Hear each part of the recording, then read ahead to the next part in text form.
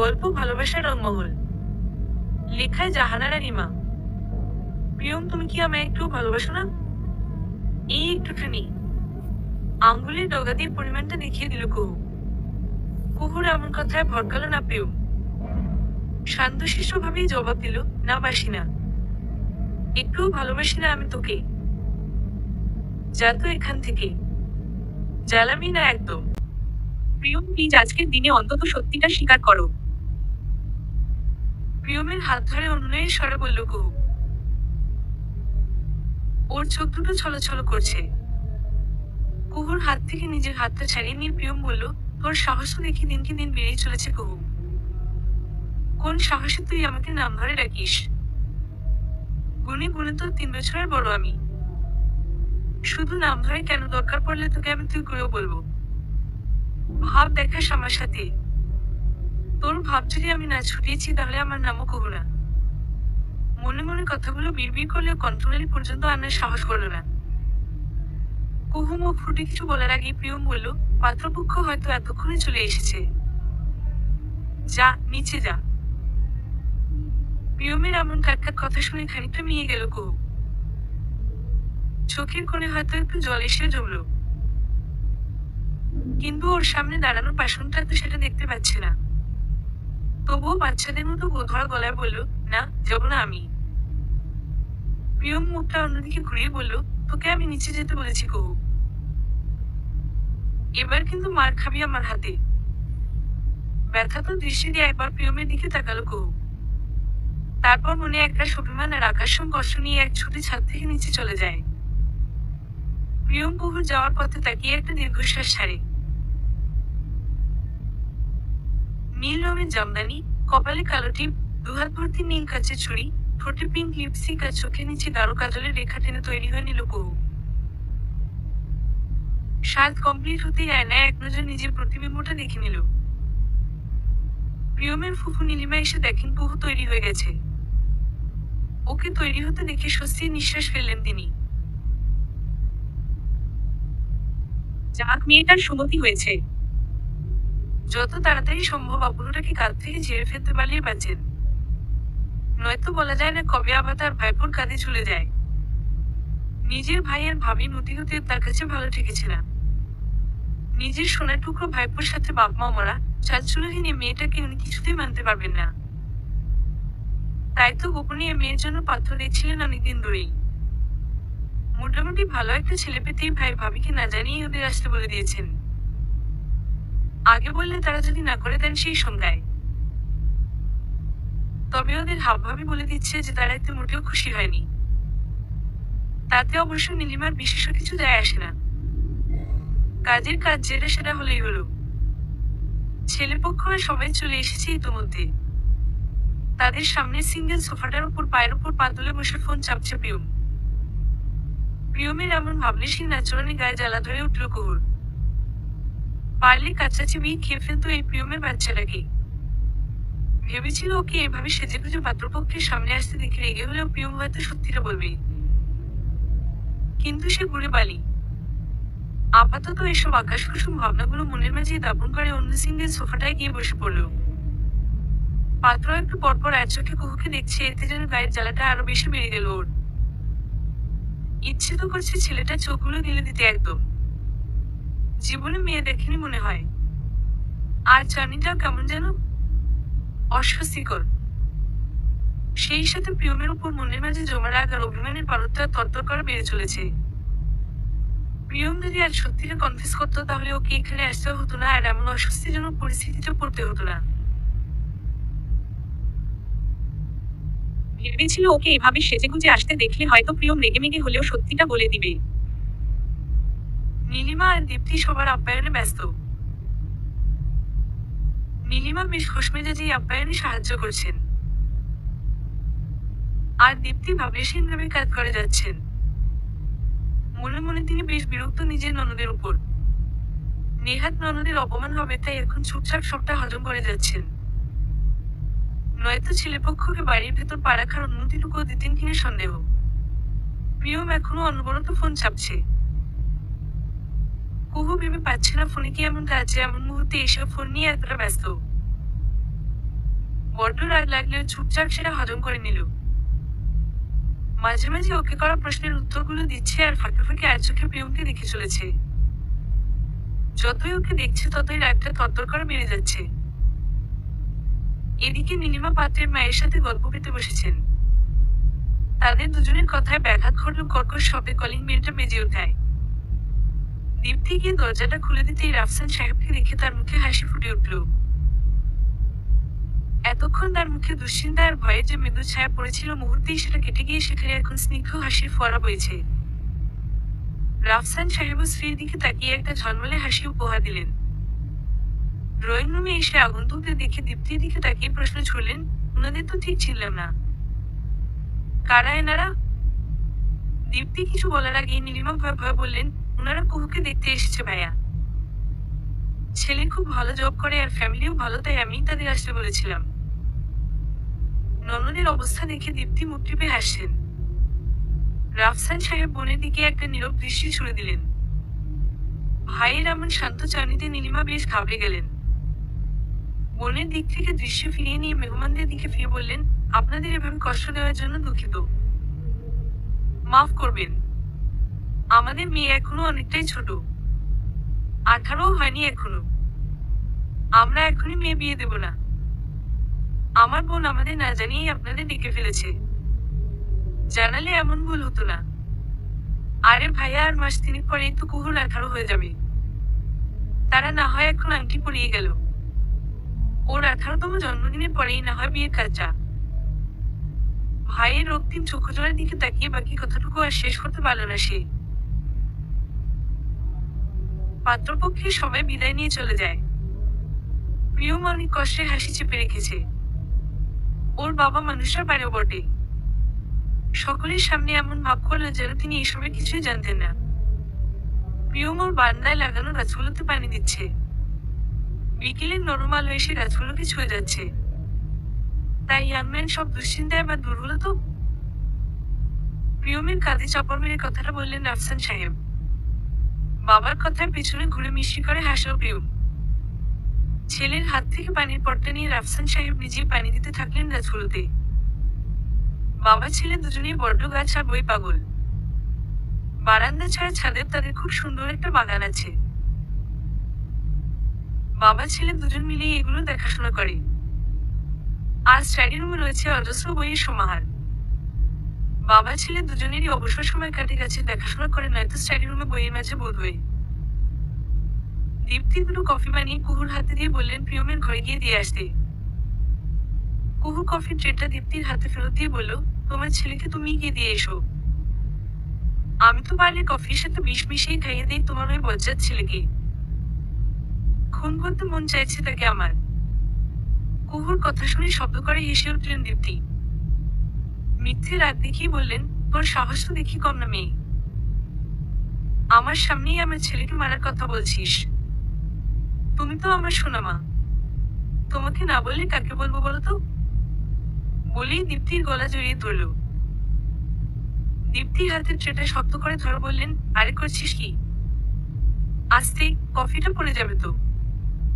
কুহু জিহ্বায় কামড় দিয়ে ছেড়ে দিল দীপ্তিকে। দীপ্তি কফির ট্রেটা আবারও কুহুর হাতে দিয়ে বললেন, আমার লক্ষ্মী মা, যা গিয়ে প্রিয়মকে আর তোর বড় বাবাকে কফিটা দিয়ে আয়। ওরা প্রিয়মের ঘরেই আছে। কুহু হতাশার একটা শ্বাস ফেলে কফির ট্রেটা হাতে তুলে নিল। প্রিয়ম ল্যাপটপটা কোলে নিয়ে অফিসে কিছু কাজ করছিল। প্রিয়মকে দেখে না দেখার ভান করে কুহু কফিটা নিয়ে সোজা বারান্দায় চলে গেল। প্রিয়ম কিছুক্ষণ সেদিকে চোখ ছোট ছোট করে তাকিয়ে আবার নিজের কাজে মনোনিবেশ করল। বারান্দা থেকে রাহা আর রাফসান সাহেবের হাসাহাসি শব্দ ভেসে আসছে। বেশ খানিকক্ষণ পর কুহু ফিরে এসে অপর কফির কাপটা প্রিয়মের হাতে তুলে দিয়ে মুখ বেঞ্চে চলে গেল। কুহুর কাণ্ড দেখে প্রিয়ম আনমনেই হেসে ফেলল। কফিটা মুখে দিতেই ওর চোখ মুখ কুচিয়ে গেল। ঠান্ডা হয়ে কফির স্বাদটাও তেতো হয়ে গেছে। পুরো ব্যাপারটা বুঝতে পেরে প্রিয়ম আবার শব্দ করে হেসে দিল। ওর হাসার শব্দ শুনে রাফসান সাহেব বারান্দা থেকে এসে বললেন, কিরে পাগল টাগল হয়ে গেলি নাকি? এভাবে একা একা হাসিস কেন? প্রিয়ম কোনো মতে হাসি থামিয়ে বলল, তোমাদের কুহুরানি আসলে একটা চিজ। বাবাকে চোখ বড় বড় করে তাকাতে দেখে রাতুল নিজের ভুলটা বুঝতে পেরে জিভ কেটে বলল, সরি সরি, ভুল হয়ে গেছে। আচ্ছা এবার তাহলে বল কুহু কি করেছে? আমাকে শাস্তি দিতে ঠান্ডা কফি খাইয়েছে। প্রিয়মের কথা শুনেই উনি ঘর কাঁপিয়ে হাসলেন। তার হাসির সঙ্গে যুক্ত হলো প্রিয়মেরও হাসি। ব্রেকফাস্ট টেবিলে মুখোমুখি প্রিয়ম আর কুহু। প্রিয়মকে দেখেই স্বভাবসুলভ ভেঞ্চি কাটল কুহু, যা দেখে প্রিয়মের ঠোঁটের কোণে ভিড় করল সূক্ষ্ম হাসির রেখা, যা কুহুর অগোচরেই রয়ে গেল। নাস্তা শেষে বেরিয়ে পড়ল দুজনেই। রোজকার মতো আজও কুহুকে কলেজে ড্রপ করেই অফিসে যাবে প্রিয়ম। ড্রাইভিং এর ফাঁকে ফাঁকে আর চোখে কুহুকে পর্যবেক্ষণ করছে কুহুকে। এটাও রোজকার কাজ, যদিও কুহুকে সেটা বুঝতে দেয় না। কুহু অনেকক্ষণ যাবৎ ফোনে গভীর মনোযোগ সহিত কিছু একটা করছে। রোজ যাওয়ার সময় পুরো রাস্তাতে কথা বলতে বলতে প্রিয়মের কান ঝালাপালা করে ফেলে। আজকে তার ব্যতিক্রম হওয়ায় প্রিয়মের কপালে সূক্ষ্ম চিন্তার রেখা ভেসে উঠল। কিছুক্ষণ পরেই গাড়িটা এসে কলেজের সামনে থামল। কুহু ফোনটা ব্যাগে পুরে গাড়ি থেকে নামতেই একটা ছেলে এসে ওকে জড়িয়ে ধরল। ছেলেটাকে দেখতেই কুহুর ঠোঁটের কোণে এক চিলতে হাসি ফুটে উঠল। আর চোখে একবার প্রিয়মকে দেখে নিয়ে ঠোঁটের কোণে বাঁকা হাসি ফুটিয়ে ছেলেটার সঙ্গে হেসে হেসে কথা বলতে বলতে সামনের দিকে হাঁটা ধরল। রাগে প্রিয়মের কপালে রোদ দপদপ করছে। গাড়িটা সাইড করে ওদের কাছে গেল। থমথমে মুখে প্রশ্ন করলো, ছেলেটা কে কুহু? আরে ভাইয়া, তুমি এখনো জানি? তোমার অফিসে দেরি হয়ে যাবে তো। যাও যাও, অফিসে যাও। এই রনিত, চলো তো, আমাদের দেরি হয়ে যাচ্ছে। প্রিয়ম দাঁতে দাঁত পিষে বলল, তোকে যেটা জিজ্ঞেস করেছি আগে সেটার উত্তর দিই। এর আগে এক পা নাড়াবি তো তোর খবর আছে। ছেলেটা কে? এই তো চান্দু, এতক্ষণে তুমি লাইনে এসেছো। এবার দেখো কেমন লাগে। এই কুহুকে তো এখনো চেনো নেই। মনে মনে কথাগুলো আউড়ে মুখে বলল, ও আচ্ছা, সরি সরি, তোমার সাথে পরিচয় করিয়ে দিতেই ভুলে গেছি। ও হচ্ছে রনিত, আমার বয়ফ্রেন্ড। চিন্তা করো না, খুব শীঘ্রই বড় বাবা আর মামুনির সাথেও পরিচয় করিয়ে দেব। কথাটা বলেই একটা চড়া হাসি দিল। প্রিয়মকে আর কিছু বলার সুযোগ না দিয়ে রনিতের হাতটা জড়িয়ে ধরে ওকে নিয়ে অদৃশ্য হয়ে গেল কুহু। প্রিয়ম নিজের রাগটাকে কন্ট্রোল করে গাড়ি নিয়ে অফিসের উদ্দেশ্যে বেরিয়ে পড়ল। পরের দিন কলেজে আসার সময় কুহু বারবার রাহির ফোনে ট্রাই করছে। মেসেঞ্জার, হোয়াটসঅ্যাপে বারবার নক করেও কোথাও থেকে ওর রেসপন্স পাচ্ছে না। কুহুর এমন ছটফটানি আর অস্থিরতা দেখে প্রিয়মের ঠোঁটের কোণে শয়তানি হাসি ফুটে ওঠে। কলেজে গিয়ে কালকের মতো রনিতকে ফেলো না গেটের সামনে। মুখ গোমরা করে ভেতরে চলে গেল। ওর যাওয়ার দিকে তাকিয়ে প্রিয়মের ঠোঁটের কোণে একটা রহস্যময় হাসি ফুটে ওঠে। কুহু ক্লাসে গিয়ে দেখে রাহি মুখ কালো করে একটা কর্নারে বসে আছে। রাহির পিঠে ব্যাগ দিয়ে বাড়ি মেরে বলল, ওই তোর ওই বয়ফ্রেন্ডের কি হয়েছে রে? শালা, কি বয়ফ্রেন্ড তোর? অকর্মার ঢেকি একটা। একদিন অ্যাক্টিং করেই উধাও। আর তোরেও তো কতবার ফোনে ট্রাই করলাম, কোথাও তো রেসপন্স করলি না। কি হয়েছে তোরা দুইটার? রাহিকে চুপ করে থাকতে দেখে ওর পিঠে আরেকটা মারতেই রাহি রাগি চোখে কুহুর দিকে তাকিয়ে বলল, হয়তো কথা চেয়ে হাত বেশি চলে কেন? আর একবার মারবি তো খবর আছে বলে দিলাম। রনি তো বলে দিয়েছে ও আর এসব অ্যাক্টিং ফ্যাক্টিং করতে পারবে না। কেন পারবে না? কেন?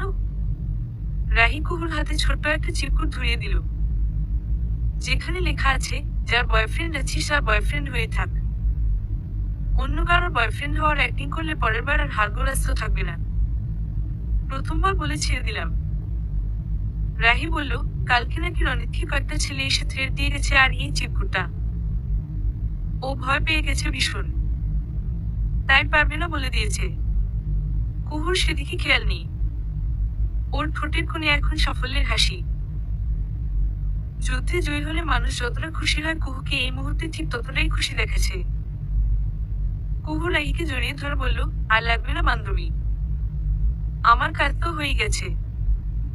তুই থাক তোর ওই ভিতর ডিম বয়ফ্রেন্ড নিয়ে, আমার আর দরকার নেই। দেখতে দেখতে কুহুর টেস্ট পরীক্ষা শেষ হয়ে গেল। আর কয়েকদিন পরেই ফাইনাল। কুহু এখন পুরোদম পড়ায় মনোযোগ দিয়েছে, তবে মাঝে মাঝে প্রিয়মকে জ্বালাতে ছাড়ে না। রাত 11টা পড়তে পড়তে ঘুম এসে যাওয়ায় কফি বানাতে গেল। কফিটা নিয়ে ফিরতেই রাফসান সাহেবের কণ্ঠে একটা কথা শুনে থমকে দাঁড়ালো। ভাবছি কুহুর জন্মদিনের দিনই ওর এনগেজমেন্টটা করিয়ে রাখবো। চোখ বেয়ে কখন কয়েক ফোঁটা অশ্রু গড়িয়ে পড়লো, কুহুর সেই উপলব্ধিটুকু হলো না। তবে কি বড় বাবার কাছে শেষ পর্যন্ত ও বোঝা হয়ে গেল? আর দাঁড়ালো না, সেখানে ছুটে নিজের ঘরে চলে গেল। কুহুকে কয়েকদিন ধরেই বেশ চুপচাপ দেখা যাচ্ছে। সবাই ব্যাপারটা নিয়ে খানিক চিন্তিত, এমনকি মিসেস নীলিমাও। হ্যাঁ, কুহুকে তিনি খুব একটা পছন্দ না করলেও মেয়েটার প্রতি অল্প বিস্তর হলেও মায়া জন্মে গেছে। সকলে ভাবলো হয়তো পরীক্ষার টেনশনের কারণে এমন চুপচাপ হয়ে আছে। দমকা বাতাস এসে কুহুর চুলগুলো এলোমেলো করে দিচ্ছে, তবে সেগুলোকে ঠিক করে নেওয়ার কোনো ব্যস্ততা ওর মাঝে নেই। সে এখন অন্য এক ঘোরের মাঝে আছে। গোধূলি লগ্নের রক্তাভ আকাশের পানে নির্নিমেষ তাকিয়ে আছে। এই কয়দিন যাবৎ নিজেকে শুধু এটাই বুঝিয়ে এসেছে যে মানুষগুলো এতদিন ওকে ভালোবেসে আগলে রেখেছে, বাবা মায়ের অভাব কোনোদিন বুঝতে দেয়নি, তাদের ইচ্ছের অমর্যাদা ও কিছুতেই করবে না। এইসবই তো মস্তিষ্কের কথা, কিন্তু মনের উপর তো আর কোন জোর চলে না। তাই শত চেষ্টা করেও মনটাকে নিজের বসে আনতে পারছে না। আকাশ বাণিজ্যে থাকতে থাকতেই ওর ভেতরে আটকে থাকা দীর্ঘশ্বাসটা বেরিয়ে এলো। চোখের কোল বেয়ে কয়েক ফোঁটা অশ্রু গড়িয়ে পড়তেই চটজলদি সেটা মুছিয়ে নিল। মস্তিষ্ক আর মনের যুদ্ধে আজ বড্ড ক্লান্ত হয়ে পড়েছে। গুটি গুটি পায়ে কারোর এগিয়ে আসা শব্দ কর্ণকুহরে এসে পৌঁছাতেই পেছনে ঘুরে সানিকে দেখল। হাঁটু মোড়ে বসতেই সানি দৌড়ে এসে ঝাপটে ধরল কুহুর গলা। কুহু পড়ে যেতে নিয়ে নিজেকে সামলে নিল। এতক্ষণের হাহাকার ভরা বুকটাতে যেন এতটা সময় পর এসে ভারী বর্ষণ নামলো। সানির মুখটা হাতে রাজলায় ভরে বলল, আমার বাবাইতা কেমন আছে? কুহু পাখির বাবাইতা খুব ভালো আছে। তাই তো কুহু পাখিকে দেখতে চলে এসেছে বলে আমার বাবাইতা বলেই সানির গুলুমলু গাল দুটো টেনে দিল। সানির আর দেখিয়ে বলল, আমার গাল টানবে না, আমি ব্যথা পাই। আমার গাল টানলে আমিও তোমার গাল টেনে দেব। কুহু দুষ্টুমি করে আবার গাল টানতে নিলেই সানি উল্টো থেকে এসে কুহুর গাল দুটো টেনে দিতে চায়। কুহু নিজেকে বাঁচাতে সানিকে কাকুকুতু দিতে থাকে আর সানি গড়িয়ে গড়িয়ে হাসতে থাকে। সানির হাসির সাথে যুক্ত হয় কুহুর খিলখিল করা হাসি। কুহুকে হাসতে দেখে এতক্ষণে স্বস্তির নিঃশ্বাস ফেলে প্রিয়ম। এতক্ষণ যেন মনের মাঝে একটা কয়েকটা নজরের পাথর চেপেছিল। কুহুর মুখে হাসি দেখে মুহূর্তের মাঝেই সব ভার নেমে গেল। স্বগতোক্তি করা বলল, জানি না কি এমন কারণ যার জন্য এতটা গুমড়ে গুমড়ে থাকছো। তোমাকে এভাবে দেখতে আমাদের কারোরই ভালো লাগছে না। তবে কথা দিচ্ছি, খুব শীঘ্রই তোমার সব কষ্ট লাঘব করে দেব। তোমার মুখে লেগে থাকা হাসিটা কখনো বিলীন হতে দেব না। কথা দিলাম কুহু পাখি। সময়টা সন্ধ্যাবেলা। প্রিয়ম নায়ক করছে ওর পাশেই সানিকে কোলে নিয়ে বসে আছে কুহু। পেছনের সিটে সানির বাবা মা মাইশা আর ওর হাজবেন্ড নাদিম। উদ্দেশ্য সবাই মিলে আইসক্রিম খাবে। আইসক্রিম পার্লারের সামনে গাড়ি থামাতেই সানিকে ধরলো ও ভেতরে যাবে না। প্রিয়ম ওকে কোলে নিয়ে বলল, আমাদের সানি সোনা ভেতরে না গেলে আইসক্রিম খাবে কিভাবে বলতো? তাহলে তো কুহু আন্টি সবগুলো আইসক্রিম একাই খেয়ে ফেলবে। কুহু অগ্নিবর্ণ চোখ নিয়ে প্রিয়মের দিকে চাইলেও প্রিয়ম সেটাকে বিশেষ একটা পাত্তা দিল না। সানি ধরে একটা আইসক্রিমের ভ্যানে আঙ্গুল তাক করে বলল, আমি ওখান থেকে খাবো। শেষ পর্যন্ত সানির যে লক্ষ্যার্থে সবাই ভ্যানটার দিকে এগিয়ে গেল। যার যার পছন্দসই আইসক্রিম নিয়ে সবাই খেতে লাগলো। সানি ওর পুরো মুখে আইসক্রিম লেপটে ফেলেছে। সবচেয়ে হাস্যকর ব্যাপার হলো কুহুরও একই অবস্থা। মাইশা আর নাদিম কিছুটা দূরে দাঁড়িয়ে নিজেদের মতো কথা বলতে বলতে খাচ্ছে। প্রিয়ম একটা টিস্যু বের করে আগে সানির মুখটা ভালো করে মুছে দিল। কুহুর আইসক্রিম খাওয়া শেষ হতেই বেশ যত্ন সহকারে ওর মুখটাও মুছে দিল। কুহু তীক্ষ্ণ চোখে একবার প্রিয়মের দিকে চাইলে প্রিয়মকে বেশ ভাবলেশহীন দেখল। তাই ব্যাপারটাকে খুব একটা পাত্তা না দিয়ে চলে গেল। কুহুর ব্যবহারিক পরীক্ষা চলছে। লিখিত পরীক্ষাগুলো আগেই শেষ হয়ে গেছে। ব্যবহারিক পরীক্ষার আজকেই শেষ দিন। পরীক্ষার দিনগুলোতেও প্রিয়ম রোজকে নামিয়ে দিয়ে যেত, আর পরীক্ষা শেষ হলে সময় মতো এসে নিয়ে যেত। আজ দেরি হচ্ছে দেখে অবাক হলো। কুহুর পাশে রাহিয়া দাঁড়িয়ে আছে। আরো প্রায় আধা ঘন্টা পর ওদের সামনে এসে কালো রঙের মার্সিডিজটা এসে থামলো। কুহু অবাক হলো গাড়ি থেকে ওর বড় বাবাকে নামতে দেখে, কারণ তিনি এই সময়টা অফিসেই থাকেন। কুহুর বিহ্বল চাহনিকে উপেক্ষা করে ওকে টেনে ফ্রন্ট সিটে বসিয়ে দিলেন। রাহিকে বললেন, সময় মত চলে এসো। রাহিও মুচকি হেসে মাথা দুলিয়ে সম্মতি জ্ঞাপন করল। কুহু এসবের কিছুই বুঝতে পারছে না। গাড়ি তার আপন গতিতে চলছে। কিছুদূর যেতেই রাস্তাটা কেমন অপরিচিত মনে হলো। ভালোভাবে খেয়াল করলে বুঝতে পারলো এটা বাড়ির রাস্তা নয়। প্রশ্নবাচক দৃষ্টিতে রাফসান সাহেবের দিকে দৃষ্টিপাত করতেই তিনি স্বভাবসুলভ একটা হাসি দিয়ে বললেন, আরেকটু পরেই সব ক্লিয়ার হয়ে যাবে। আমার মাটার জন্য ছোট্ট একটা সারপ্রাইজ আছে। গাড়ি এসে একটা লেডিস পার্লারের সামনে থামলো। কুহুর ভ্রুজোড়া আপনা আপনি কুথিয়ে এলো। রাফসান সাহেব ইশারায় ভেতরে যেতে বললেন। কুহু ভেতরে যেতেই মাইশা আর সানিকে দেখতে পায়। সানিও সাইজের একটা শেরওয়ানি পরেছে। শেরওয়ানিটা একটু বেশি ফিট হওয়ায় গায়ে আটসাট হয়ে লেগে আছে। বেচারা মুখ গোমরা করে বসে আছে, আর একটু পরপর শেরওয়ানিটা টানছে। মাইশা শাড়ি পরে চুলগুলোকে কাল করে রেখেছে। সেজেছেও বেশ। সবকিছু কুহুর মাথার উপর দিয়ে যাচ্ছে। হুট করেই কুহুর আজকে তারিখটা মনে পড়ে গেল। এই প্রথমবার নিজের জন্মদিনের কথা নিজেই ভুলে বসে আছে। অবশ্য ভুলে থাকলেই বোধ হয় ভালো ছিল। ভেতরটা কেমন ভারী হয়ে আছে। ভারাক্রান্ত মন নিয়ে চুপচাপ বসে রইল। লেহেঙ্গাটা পরানো কমপ্লিট করে ইতিমধ্যে ওকে সাজানোর কাজটা শুরু করে দিয়েছে পার্লারের মেয়েটা। কলের পুতুলের মতো চুপচাপ বসে আছে কুহু। নিজেকে শান্ত রাখার চেষ্টা করেও বারবার ব্যর্থ হচ্ছে।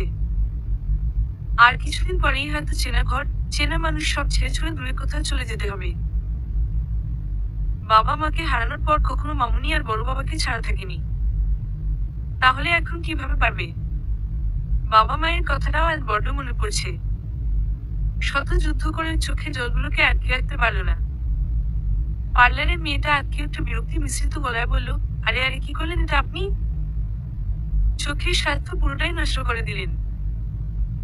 মাইশা এতক্ষণ সানিকে সামলাচ্ছিল পার্লারের মেয়েটার কথাটা ওর কর্ণকুহরে এসে পৌঁছাতেই কুহুর কাছে গিয়ে বসল। কুহুর হাতটা নিজের কোলে নিয়ে কুহুর একটা গালে হাত রেখে বলল, কিরে পাগলি এভাবে কাঁদছিস কেন? মাইশার স্নেহমাখা কণ্ঠস্বর কান পৌঁছাতেই কুহুর কান্নার বেগ বেড়ে যায়, ফুপিয়ে ফুপিয়ে কাঁদতে থাকে।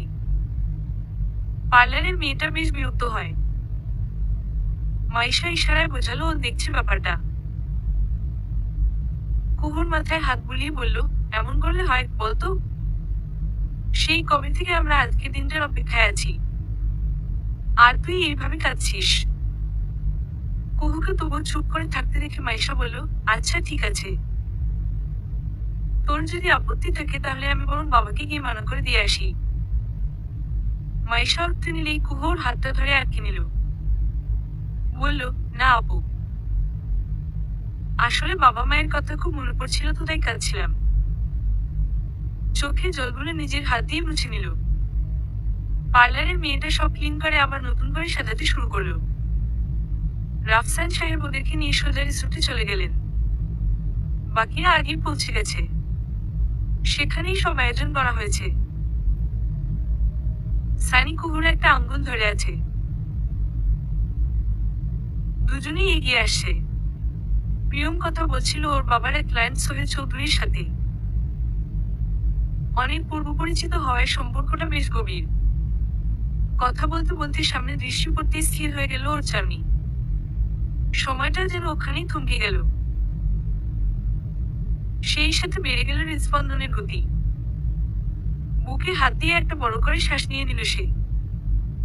সোহেল চৌধুরী খুব রসিক মানুষ। প্রিয়মকে এইভাবে কুহুর দিকে এক ধ্যানে তাকিয়ে থাকতে দেখে হালকা কেসে বললেন, কি ব্যাপার ইয়াংম্যান? হবু স্ত্রীকে যদি এখনই এভাবে দেখতে থাকো তাহলে বিয়ের পর কি করবে? পরের জন্য একটু কিছু বাকি রাখো। উনার কথায় প্রিয়ম বেশ লজ্জা পেল। যদিও ও জানে যে মানুষরা এমনই।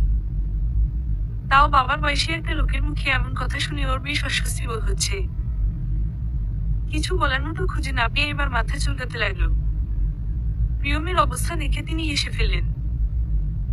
বললেন, আরে বেটা, এতে এত অস্বস্তির কি আছে? নিজেদের মাঝে তো এরকম হাসিমটা চলেই নাকি? প্রিয়ম মাথা দোলালো, যা দেখে তিনি আরেক দফা হাসলেন। সানি কুহুকে নিয়ে প্রিয়মের কাছে এলো। প্রিয়মকে এক ঝলক দেখে চোখটা অন্যদিকে ফিরিয়ে নিল। ওর কাছে একটা বিষয় খুব অবাক লাগছে, প্রিয়মের পরনের শেরওয়ানিটা, যার বুকের অংশের ডিজাইনটা ওর লেহেঙ্গার মতোই, আর রংটার সেম। সানিকে দেখে প্রিয়ম হাঁটু মুড়ে বসে পড়লো ওর সামনে। সানি বলল, মামা দেখো তো, কুহু পাখিকে সুন্দর লাগছে না? একদম মিষ্টি পাখি। প্রিয়ম সানির গাল টেনে দিয়ে বলল, হ্যাঁ বাবাই, খুব সুন্দর লাগছে তোমার কুহু পাখিকে। কথাটা বলার সময় এক চোখে আবারও দেখে নিল কুহুকে। কুহু অন্যদিকে মুখ করে আছে। সানি কুহুর হাতটা ছেড়ে দিয়ে নিজের গাল দুহাত দিয়ে রেখে বলল, তোমরা সবাই পচা, খালি খালি আমার গাল টানো। ওর কথা শুনে ওরা তিনজনেই হেসে উঠল। প্রথমেই কেক কাটার পালা। মাঝে একটা টেবিলের উপর কেকটা রাখা, যাতে লেখা আছে শুভ জন্মদিন আওয়ার প্রিন্সেস। লেখাটা দেখেই কুহুর চোখে জল চলে এলো। বাবা মাকে হারিয়ে আরো দুজন বাবা মা পেয়েছে সে। কজনে বাবা এমন? কুহু পেয়েছে। এদিক থেকে ও বেশ ভাগ্যবতী বলা চলে। মানুষ দুটো প্রমাণ করে দিয়েছে সব সম্পর্কের জন্য রক্তের সম্পর্কের প্রয়োজন পড়ে না। কিছু কিছু সম্পর্ক আত্মা দিয়েও তৈরি হয়। নয়তো এখনকার যুগেও বন্ধুর মেয়ের জন্য কেউ এমনটা করে। কুহু একবার সবার দিকে তাকালো। এখানে সবই পরিচিত মুখ, অপরিচিত কাউকেই তো দেখছে না। ব্যাপারটা ঠিক বোধগম্য হচ্ছে না ওর। ছেলে কি তাহলে পরিচিত কেউ? কুহু কেকের উপর ছুরিটা বসাতে যাবে এমন সময় কোথা থেকে রাহি এসে মুখচ্ছটা মলিন করে বলল, এই তুই কেমন বান্ধবী রে?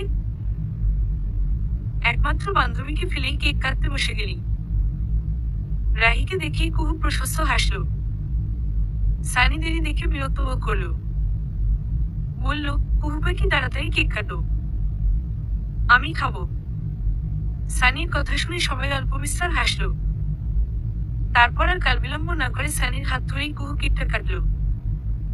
কেক খাওয়ার পর্ব শেষ হতেই রাফসান সাহেব এনগেজমেন্টের ঘোষণা দিলেন। কুহু আর প্রিয়মকে একসাথে স্টেজে রাখতেই কুহু চমকে উঠে প্রিয়মের দিকে তাকায়। এত বড় একটা সারপ্রাইজের জন্য ও মোটেও প্রস্তুত ছিল না। সুষ্ঠুভাবেই ওদের দুজনের এনগেজমেন্ট সম্পন্ন হলো। পুরোটা সময় যেন কুহু একটা ঘোরের মধ্যে ছিল।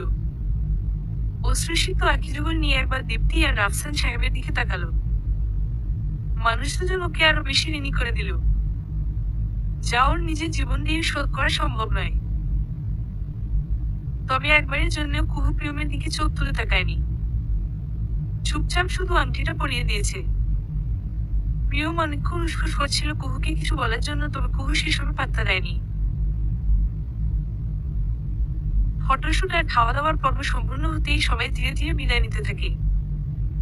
অতিথিরা সবাই বিদায় নিয়ে চলে যেতে ওরা সবাই গাড়ি নিয়ে বেরিয়ে পড়ে। প্রিয়ম ভেবেছিল কুহু ওর গাড়িতে করেই যাবে, তখন না হয় দুজন কথা বলে সব মিটিয়ে নেবে। কিন্তু ওকে অবাক করে দিয়ে কুহু প্রিয়মের বাবা মায়ের গাড়িতে উঠে বসলো। প্রিয়ম হতাশার শ্বাস ফেলে গাড়ি স্টার্ট দিয়ে বাড়ির উদ্দেশ্যে রওনা দিল। গতকালকের দিনটা যেন কুহুর কাছে স্বপ্নের মতো ছিল। সেই ঘোর এখনো কাটেনি। স্থির দৃষ্টিতে তাকিয়ে আছে বা হাতের অনামিকায় ঝকঝক করা আংটিটার দিকে। তবে প্রিয়মকে ও এখনো ক্ষমা করেনি। বোবা অভিমান জন্মেছে ওর উপর। প্রিয়ম নিশ্চয় আগে থেকেই সবটা জানতো, তাহলে এতদিন ওকে প্রত্যাখ্যান করে এত কষ্ট কেন দিল? যদিও কাল থেকে প্রিয়ম অনেকবার চেষ্টা করেছে ওর সাথে কথা বলার, তবে কুহু কম যায় না, প্রিয়মকে কোনো সুযোগইও দেয়নি।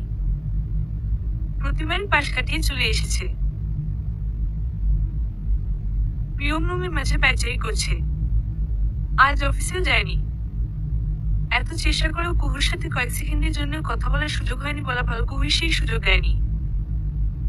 বাঘিনী যে ভালোভাবেই চটেছে সেটাও বেশ ভালোই বুঝতে পারছে। কুহুর সঙ্গে কিভাবে একটু কথা বলা যায় সেই ব্যাপারেই ভাবছিল। ভাবতে ভাবতে কখন হাতের নখ কামড়াতে শুরু করেছে নিজেরই খেয়াল নেই। সানি বলল, মামা কুহু পাখির মতো আঙ্গুল কামড়ায়। সানির কথা শুনে প্রিয়ম চমকে উঠে নিজের হাতের দিকে তাকালো।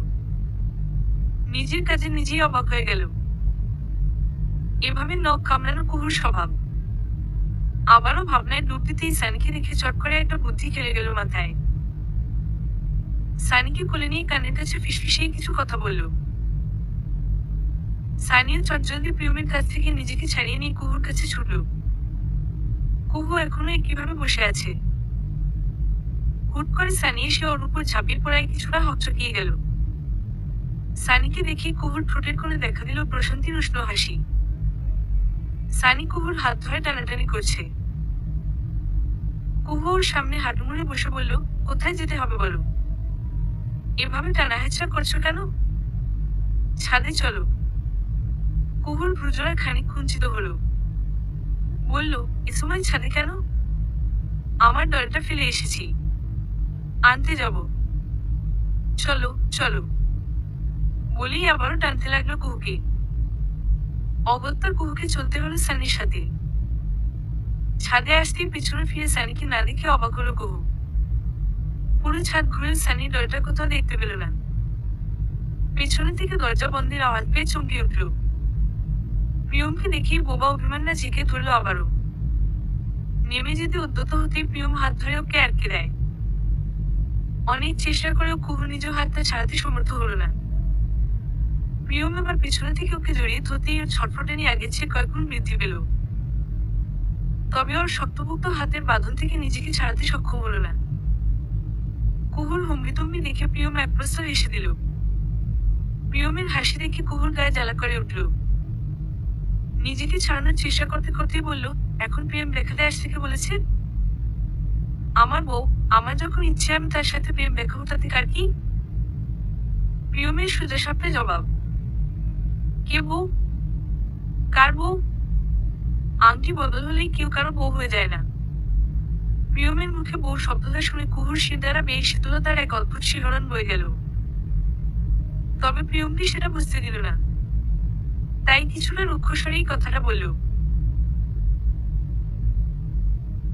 কিন্তু প্রিয়ম ওর কথায় কান না দিয়ে নিমিষহারা চোখে কুহুর মুখপানে চেয়ে রইল। লজ্জায় রামা হয়ে ওঠা ওর লজ্জাবতীকে এখন আরো মায়াবী লাগছে। প্রিয়ম বলল, কিন্তু তোর মুখ তো অন্য কথা বলছে। লজ্জায় কেমন লাল টমেটোর মতো হয়ে আছে। ধরা পড়ে যাওয়ায় কুহু মুখটা অন্যদিকে ঘুরিয়ে নিল। কুহুকে অন্যদিকে মুখ ফেরাতে দেখে প্রিয়ম ওর দিকে তাকিয়ে তার দামাল হাসিটা হাসছে, যে হাসিতে কুহু বারংবার মেজেছে। বেহায়া চোখ দুটোকে হাজার চেয়ে অন্য কোন দিকে স্থির রাখতে পারছে না।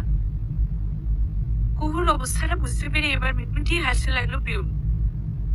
রাগ হলো কুহুর। প্রিয়মের হাত থেকে নিজেকে ছাড়িয়ে ছাদের একপাশে গিয়ে দাঁড়ালো। এবার আর বেশি কসরত করতে হলো না।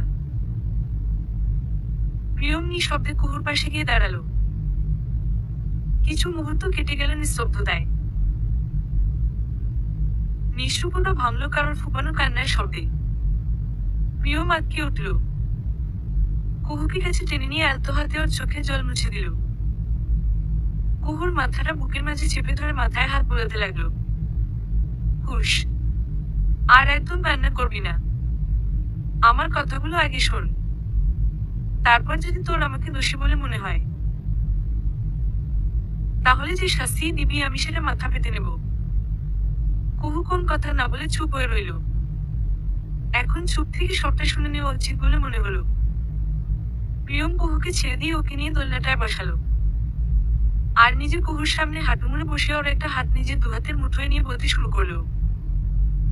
কুহু, তুই তো জানিস বাবা মা তোকে ঠিক কতটা ভালোবাসে। বাবা মা আগে থেকে কিছুটা ধারণা করেছিলেন আমরা হয়তো দুজন দুজনকে পছন্দ করি। তাই বাবা একদিন আমাকে ডেকে কথাটা জানতে চান। আমি সত্যিটাই বলেছিলাম। তারা চায়নি কেউ কখনো তোর দিকে কোনো বিষয়ে আঙ্গুল তুলুক। আসলে আমাদের সমাজটাই এমন, এখানে যাই হোক সব ব্যাপারে মেয়েদেরই দোষারোপ করা হয়। একটা মেয়ে যদি ধর্ষিতও হয় তাহলেও কিন্তু তখন সেই মেয়েটাকেই সমাজের চোখে, সবার চোখে ছোট হয়ে থাকতে হয়। যদিও এতে মেয়েটার কোনো দোষ থাকে না, তাও শাস্তি ওই মেয়েটাকেই পেতে হয়। তুই হয়তো ভাবছিস এসব কথা কেন তুলছি। আসলে আমাদের সমাজে কিছু মানুষ থাকে তীরকে তাল করা যাদের স্বভাব। তোর আর আমার মাঝে যদি কোনো সম্পর্ক থাকতো আর সেটা বাইরের কারোর চোখে পড়তো, তাহলে কিন্তু আঙুলটা সবার আগে তোর দিকেই তুলতো। এক কান দোকান হতে হতে পুরো পাড়াতেই কথাটা ছড়িয়ে পড়তো। কেউ হয়তো এমন কথা বলতে পারতো, তুই আমাকে ফাঁসিয়ে নিজের একটা শক্ত খুঁটি গড়ার জন্যই আমার সাথে সম্পর্কে জড়িয়েছিস। এগুলো সবই সম্ভাবনা। হতে পারতো না এমনটা কিন্তু নয়। বাবা, মা কেউই চায়নি আমার আর তোর জীবনে এমন কিছু ঘটুক। তারা চেয়েছিলেন আমাদের সম্পর্কটা বৈধভাবে শুরু হোক। কেই যাতে আমাদের দিকে আঙ্গুল তুলতে না পারে। তাই আমি তাদের ইচ্ছেকে শ্রদ্ধা জানিয়ে এতদিন তোকে নিজের মনের কথা খুলে বলিনি। প্রিয়মের কথা শেষ হতেই কুহু কাঁদতে কাঁদতে বলল, সেদিন বড় বাবা না আসলে তো আমার বিয়ে ঠিক হয়ে যেত, তখন কি করতে? আরে বাবা, সেই জন্যই তো ওই দিন ফোন করে বাবাকে ডেকে এনেছিলাম। তবে আমার বাবা কিন্তু একজন জিনিয়াস। কেমন অ্যাক্টিং করলো সেদিন দেখলি না? যেন কিছুই জানতেন না। দেখতে হবে না বড় বাবাটা কার। কুহুর কথা শুনে হেসে দিল প্রিয়ম। কুহুকে নিজের সাথে জড়িয়ে নিয়ে বলল, আমার ভালোবাসার রংমহলের সবটা জড়ে শুধু তোর বিচরণ। সেখানে আর কারোর কোনো অস্তিত্ব নেই। কুহু আর প্রিয়ম দুজন চুপচাপ বসে আছে। কারো মুখে কোন কথা নেই। নিস্তব্ধতাই যেন তাদের ভেতরকার সব না বলা অনুভূতিগুলো ব্যক্ত করে দিচ্ছে। ওদের ঘোর ভাঙে নিচ্ছে কি কারো উচ্চস্বরে কথা বলার আওয়াজ শুনি। কারণে বাসায় কেউই উঁচু আওয়াজে কথা বলে না। চটজলদি নিচে নেমে এলো ওরা। কুহুর খালাম্নি রেশমা এসেছেন। মহিলা এসেই হুলস্থুল কাণ্ড বাঁধিয়েছেন। ড্রয়িং রুমে বসে তখন দীপ্তি আর রাফসান সাহেব টুকটাক কথাবার্তা বলছিলেন কুহু আর প্রিয়মের বিয়ের ব্যাপারে। অমন সময়েই এই মহিলার আগমন। আপনাদের মতো লোভী মানুষও আমি আর দুটো দেখিনি। কুহুর নামে ওর বাবা মায়ের রেখে যাওয়া সম্পত্তি হাতাতে তো নিজের ছেলের সাথে ওর বিয়ে দিতে চাইছেন, তাই না? আমরা কিছু বুঝি না ভেবেছেন? আপনারা তো দেখি চালাক। ভাবলেন এক ঢিলে দুই পাখি মারা যাবে, রাজ্য আর রাজকন্যা দুটোই আপনাদের দখলে থাকবে। কিন্তু এই রেশমা বেঁচে থাকতে সেটা কোনোদিন হবে না। কুহু নিচে নেমে ওর খালাম্নি রেশমাকে দেখে হতভম্ব হয়ে দাঁড়িয়ে আছে। ওর বাবা মা মারা যাওয়ার পর এই প্রথম মহিলা দেশে এসেছেন। কিন্তু দেশে এসে এখানে কেন এসেছেন সেটাই ওর বোধগম্য হচ্ছে না। এতগুলো দিনে কখনো ওর খোঁজটাও রাখেননি তারা। তবে রেশমা বলা কথাটা শুনে কুহু যেন নিজের বাকশক্তিই হারিয়ে ফেলেছে। এতগুলো বছর যে নিজের বোনের মেয়েটা বেঁচে আছে নাকি মরে গেছে সেই খোঁজটা রাখার প্রয়োজন মনে করেনি। সে এত কোন মুখে এসেছে অন্য কারোর উপর আঙ্গুল তুলতে। কুহু ওর খালাম্নিকে থামিয়ে বলে, খালাম্নি, তুমি এসব কি উল্টোপাল্টা বলছো? রেশমি কুহুকে দেখে বিগলিত স্বরে বললেন, আমার মাটাকে আজ কতদিন পর দেখলাম। তুই ভাবিস না কুহু, এদের উদ্দেশ্য আমি কোনোদিন সফল হতে দেব না। তোকে আমি আমার সাথে নিয়ে যাব। কুহুর গালে হাত রেখে কথাটা বলতেই কুহুর সাথে সাথেই ওর গালের উপর থেকে হাতটা সরিয়ে নিল। রেশমা আবারও কুহুকে ধরতে আসলেই কুহু দূরে সরে দাঁড়িয়ে বলে, একদম আমাকে ধরতে আসবে না। এতদিন তোমার এই দরদ কোথায় ছিল? যখন বাবা মাকে হারিয়ে আমি এতিম হয়ে গিয়েছিলাম, তখন কোথায় ছিলে তুমি? কাছেগুলির কম আত্মীয় স্বজন তো ছিল না আমার। কই কেউ তো একটাবারের জন্যও আমার খোঁজ রাখেনি। অথচ যেই মানুষ দুটো আমাকে এতগুলো বছর নিজেদের সবটুকু দিয়ে আমার পাশে ছিল, আমাকে আগলে আগলে রেখেছে, আর তুমি তাদের দিকে আঙ্গুল তুলছ? তাদেরকে অপমান করার অধিকার তোমাকে কে দিয়েছে? Answer me. শেষের কথাটা চেঁচিয়ে বলে কুহু। নিজের বড় বাবা আর মামুনির অপমান ও কিছুতেই মেনে নিতে পারছে না। কুহুর এমন আচরণে খানিকটা ভড়কে যায় রেশমা। তাও মনি সাহস নিয়ে কুহুকে বোঝাতে যায়। একবার বুঝিয়ে শুনিয়ে সাথে নিয়ে যেতে পারলেই আর কোনো চিন্তা নেই। বাকিটা জীবন বসে বসেই খেতে পারবেন। এমনিতেই নিজেদের ব্যবসায় বিরাট লস খেয়ে পথে বসার উপক্রম। জানতো এই মেয়ের নামে এত কিছু আছে, তাহলে হয়তো কয়েক বছর কষ্টে সৃষ্টে নিজেদের কাছে রেখে সবটা হাতিয়ে নিতে পারতেন। কুহু কুহু আবার বলল, আচ্ছা, আমি বলছি খালাম্মি তুমি এখানে কেন এসেছো? তোমাকে আর কষ্ট করে বলতে হবে না। আসলে আমার বাবা আমার নামে কিছু জমি কিনে রেখেছিল, তখনকার বাজারে সেগুলোর দাম খুব বেশি না হলেও এখন এগুলোর দাম প্রায় আকাশ ছোঁয়া। এখন কোনোভাবে সেটা জানতে পেরেছো আর আমার 18 বছর পূর্ণ হয়ে গেছে, এখন আমি চাইলেই সেগুলো কাউকে হ্যান্ডওভার করতে পারবো। সেই লোভেই আজ তুমি এখানে এসেছো। কি ঠিক বলছি তো? রেশমা বেগম আমতা আমতা করে বললেন, এসব তুই কি বলছিস কুহু? আমি তোর খালাম্মি হই। কুহু হাসলো। বলল, ও আচ্ছা, তুমি তো আমার খালাম্মি হও। সরি, আমি তো ভুলেই গিয়েছিলাম। আচ্ছা বলো তো, খালাম্মি হওয়ার ঠিক কোন দায়িত্বটা তুমি পালন করেছো? রেশমা আর জবাব দেওয়ার মতো কিছু খুঁজে পেলেন না। কুহু বলল, নিজেরা এখন পথে বসেছো বলে আমার কথা মনে পড়লো, তাই না? এতগুলো বছর তোমরা আমার কোন খোঁজ না রাখলেও আমার কাছে তোমাদের সব খবরাখবরই ছিল। কুহু ওর বড় বাবার কাছে গিয়ে বলল, এই মানুষরা আমাকে আমার সব আত্মীয় পরিজনদের খোঁজ এনে দিত। এসব করার কিন্তু কোনো প্রয়োজন ছিল না, তাও তিনি করেছেন। কারণ এটাকে উনি নিজের দায়িত্ব মনে করতেন। রেশমা মাথা নিচু করে দাঁড়িয়ে আছে। কুহু দরজার দিকে আঙ্গুল দিয়ে দেখিয়ে বলল, আর কখনো এ বাড়িতে আসবে না। এই মানুষগুলোকে নিয়ে আমি খুব ভালো আছি। প্লিজ এই সুখটুকু আমার থেকে কেড়ে নিতে আর কখনো এখানে এসো না। দীপ্তি এসে থামাতে চাইলেন কুহুকে। কুহু শুনল না কারো কথা। নীলিমা আজ বড্ড অবাক হয়েছেন কুহুর প্রতিবাদ দেখে। আজ তারও মনে হচ্ছে তার ভাই ভাবি কোনো ভুল সিদ্ধান্ত নেননি। আজ মন থেকেই দোয়া করলেন কুহুকে। আজ সকাল থেকেই মাইশা মুখ ভার করে আছে। মাইশাকে মনমরা বসে থাকতে দেখে প্রিয়ম বলল, কিরে আপু, মুখটাকে এরকম বাংলার পাথরে রেখেছিস কেন? রাফসান সাহেব পত্রিকায় চোখ বোলাচ্ছিলেন। প্রিয়মের কথা শুনে মেয়ের দিকে চোখ তুলে তাকালেন। কোন কারণে মেয়ের মন খারাপ বুঝতে পেরে ওকে নিজের কাছে রাখলেন। মাইশা এসে বসতেই তিনি মেয়ের মাথায় হাত বুলিয়ে দিয়ে জানতে চাইলেন, কি হয়েছে? মাইশা কিছু না বলে ফুপিয়ে ফুপিয়ে কাঁদতে শুরু করে। নাদিম বলল, আসলে বাবা, আমাদের যাওয়ার টিকিট কনফার্ম হয়ে গেছে। আর 1 সপ্তাহ পরেই চলে যেতে হবে। যখন থেকে এটা জেনেছে তখন থেকেই মন খারাপ করে বসে আছে। কাল রাত থেকেই কান্নাকাটি করছে। নাদিমের কথায় ফুঁসে উঠল মাইশা। নাক টানতে টানতে বলল, তুমি বুঝবে কি? আমার একটামাত্র ভাই, তার বিয়েতে তো আমি থাকতে পারবো না। রাফসান সাহেব সমস্যার সমাধান করে দিলেন। প্রিয়ম আর কুহুর বিয়ের তারিখ ঠিক হয়েছিল 1 মাস পর। এখন ঠিক হলো 5 দিন পরেই বিয়ে হবে। মাইশা কান্না ভুলে গেল। চোখ মুছে বলল, সত্যি? প্রিয়ম হেসে বলল, তোকে কে বলবে তুই আর বাচ্চার মা? নিজের বাচ্চা মেয়ে তো এখনো গেল না তোর। মাইশা মুখ ভেঙচি কাটল। সময় স্বল্পতার কারণে কেনাকাটাগুলো দ্রুতই সেরে ফেলতে হচ্ছে। আর 2 দিন পর হলো পরের দিন বিয়ে। টুকিটাকি কিছু কেনাকাটা বাকি থাকায় আজ আবারও আসতে হলো। নাদিম আর প্রিয়ম ইতোমধ্যে হাঁপিয়ে উঠেছে। মেয়েরা এত কেনাকাটা কিভাবে করে সেটাই তাদের মাথায় ঢুকছে না। এত ধৈর্য আসে কোথা থেকে এদের? এসির মাঝেও ঘেমে নিয়ে একাকার অবস্থা প্রিয়মের।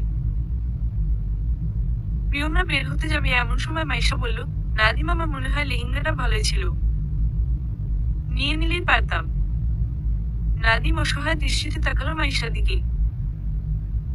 তখন অনেকবার বলার পরেও মাইশা লেহেঙ্গাটা নেয়নি। রং, ডিজাইন আর দাম সব নিয়েই খুঁতখুত করছিল। এরপরেও অনেক কেনাকাটা করেছে, তারপরেও এখন আবার ওইটাই নিতে চাইছে।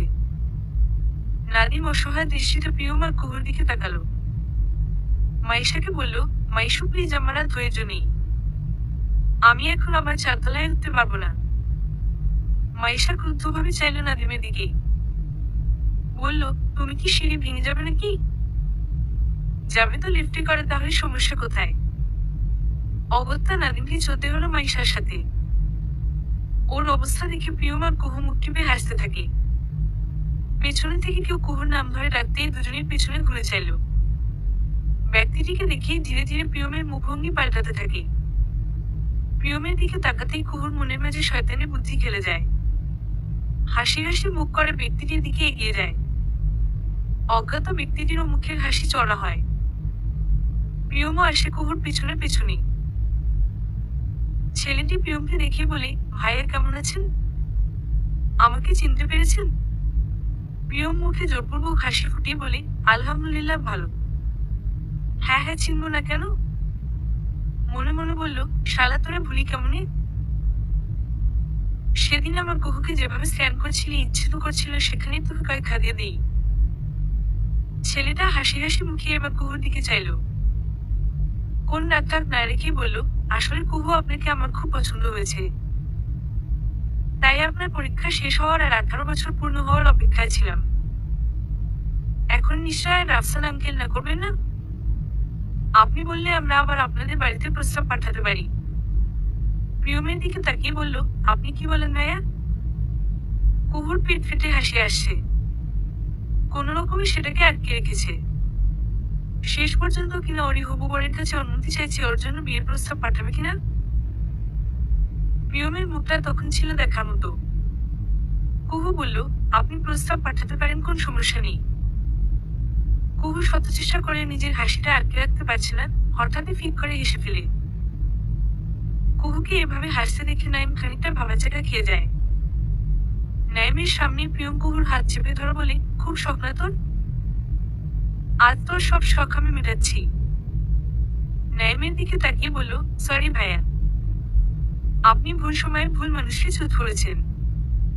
She is already engaged. কুহুর হাত উঁচু করে আংটিটা দেখালো। আর 2 দিন পর আমাদের বিয়ে। আপনার দাওয়াত রইল। আসবেন অবশ্যই। নাইম অপ্রস্তুত হাসল। কি বলবে ভেবে পেল না। কুহুর বাহু ধরে টানতে টানতে বেরিয়ে এলো প্রিয়ম। এতক্ষণ মজা করলে এবার কুহুর খানিকটা ভয় করতে লাগলো। প্রিয়ম কি রেগে গেল নাকি? ফ্রন্ট সিটে কুহুকে বসিয়ে নিজে ড্রাইভিং সিটে বসে পড়ে প্রিয়ম। নাদিমকে মেসেজ করে জানিয়ে দেয় যে ওরা চলে যাচ্ছে। গাড়ি চালাতে শুরু করে নিঃশব্দে। প্রিয়মকে এভাবে নীরব দেখে কুহুর খারাপ লাগতে শুরু করে। নানাভাবে চেষ্টা করে প্রিয়মের রাগ ভাঙানোর। কথা, পাগলামি কিছুতেই কাজ হচ্ছে না। জোকস বলে হাসানোর চেষ্টা করেও ব্যর্থ হলো। প্রিয়মের অগ্নিবর্ণ চোখের দিকে তাকিয়ে খানিকক্ষণ চুপ থাকলে পরবর্তীতে আবার নতুন উদ্যমে নিজের কাজে লেগে পড়ে। কুহুর পাগলামিতে প্রিয়মের গাড়ি চালাতে বেশ অসুবিধা হচ্ছে। একটু পরপর হাত ধরে টানাটানি করছে। আর না পেরে কুহুকে ধমক দিয়ে চুপ করিয়ে দেয়। ধমক খেয়েই কুহু মুখ ভার করে বসে থাকে। আর একটা কথাও বলে না। একটু পর ফুপিয়ে ফুপিয়ে কান্না শুরু করে দেয়। কুহুর কান্না দেখে হকচকিয়ে যায় প্রিয়ম। ভেতর থেকে একটা তপ্ত শ্বাস বেরিয়ে আসে। গাড়ি থামিয়ে কুহুকে নিজের কাছে টেনে নেয়। আলতো স্পর্শে ওর চোখের জল মুছে দেয়। কুহু নাক টেনে বলে, আমার উপরে আর রেগে নেই তো? প্রিয়ম একটা দীর্ঘশ্বাস ফেলে বলল, না, নেই। কথাটা শুনেই কুহু সোজা হয়ে বসে। ওকে দেখলে এখন কেউ বলবে না যে এই মেয়ে একটু আগে এমন মরা কান্না কাঁদছিল। প্রিয়ম চোখ দুটো ছোট ছোট করে তাকাতেই কুহু প্রিয়মের নাক টেনে দিয়ে বলে, এটা হলো রাগ ভাঙানোর নিন্দা টেকনিক, বুঝলেন মশাই? বলেই খিলখিলিয়ে হাসতে থাকে। প্রিয়ম মুগ্ধ হয়ে কিছু মুহূর্ত চেয়ে থাকে সেই হাসির দিকে। মিনিট না গড়াতেই কুহু হাসি বন্ধ করে কিছুটা গম্ভীর হয়ে যায়। মাথা নিচু করে বলে, সরি, আমি আর এরকম ধরনের মজা করব না। আমি জানি তোমার খারাপ লেগেছে। প্রিয়ম গহন হেসে ওকে আবারও নিজের কাছে টেনে নিয়ে বলল, কে বলেছে আমি রাগ করেছি? এই পাগলিটার উপর তো আমি 1 সেকেন্ডও রাগ করে থাকতে পারি না। সবসময় এভাবেই হাসি খুশি থাকবি। কুহুর চুলের উপর দিয়ে নিজের ঠোঁট দুটোর আলতো ছোঁয়া দিয়ে বলে, ভালোবাসি আমার এই পাগলিটাকে। তার হাসি, কান্না, মজা, দুষ্টুমি সবটুকু নিয়েই ভালোবাসি। কুহু নিজেও এবার প্রিয়মকে শক্তভাবে জড়িয়ে ধরে বলে, আমিও ভালোবাসি। কাকে? জানি না। প্রিয়ম সরু চোখে তাকায়। তাকায় কুহু। তারপর দুজনেই হেসে ফেলে। নির্মল হাসি। বিয়ের দিন সকালবেলা প্রিয়ম কুহুকে নিয়ে বেরিয়ে পড়ে। দীপ্তিকে দুশ্চিন্তা করতে দেখে রাফসান সাহেব বললেন, চিন্তা করো না, ওরা ঠিক সময়ে চলে আসবে। আমি জানি ওরা কোথায় গেছে। কুহু বুঝতে পারছে না প্রিয়ম ওকে নিয়ে কোথায় যাচ্ছে। কি এমন কাজ যে বিয়ের দিনে এভাবে বের হতে হচ্ছে। প্রায় মিনিট 20 পার হলে কুহু রাস্তাটা চিনতে পেরে গম্ভীর হয়ে যায়। ভাবনায় ডুবে পড়ে। ওই দুজন মানুষকে আজকে আরো বেশি করে মনে পড়ছিল। প্রিয়ম কি করে বুঝলো? মানুষটার প্রতি শ্রদ্ধাটা আরো বেড়ে গেল। গাড়ি এসে থামলো একটা কবরস্থানের সামনে। দুজন নিঃশব্দে নেমে পড়ে। কুহুর বাবা আর মায়ের কবর দুটো পাশাপাশি। দুজন সেদিকে এগিয়ে যায়। প্রিয়ম বলে, এখানে এনেছি তার মানে এই নয় যে আবারও কাল রাতের মতো কান্না করবি। কুহু চমকে উঠে কথাটা শুনে। প্রতিটা মেয়ের জন্য এই বিয়ের দিনটা খুবই গুরুত্বপূর্ণ। এমন দিনই সবাই চায় তার আপনজনগুলো তার পাশে থাকুক। তবে সবার ভাগ্যে সেটা থাকে না। যেমনটা কুহুর ভাগ্যে নেই। কাল রাতে বাবা মায়ের কথা খুব মনে পড়ছিল। মামুনির কোলে শুয়ে অনেকক্ষণ কান্নাকাটি করেছিল কাল রাতে। হ্যাঁ, এক কথা ঠিক, ওর মামুনি আর বড় বাবা কখনো ওকে বাবা মায়ের অভাব বুঝতে দেয়নি। তবুও কোথাও না কোথাও একটা ফাঁক থেকেই যায়। তবে সেই দৃশ্য যে প্রিয়মের চোখে পড়বে সেটাও বুঝতে পারেনি। কৃতজ্ঞ দৃষ্টিতে কুহু প্রিয়মের দিকে তাকায়। ওর চোখ থেকে টপটপ করে কয়েক ফোঁটা অশ্রুকণা গড়িয়ে পড়তে প্রিয়ম সযত্নে নিজের হাতে সেগুলো মুছে দিয়ে বলে, আমার আগেই উচিত ছিল তোকে এখানে নিয়ে আসা। কি করে যে মাথা থেকে বেরিয়ে গেল বুঝতে পারলাম না। এখন আর কান্নাকাটি নয়। প্রিয়ম কবর জিয়ারত করলো। তারপর দুজন মিলে মোনাজাত ধরল। দোয়া চাইল তাদের নতুন জীবনের জন্য। সমাপ্ত।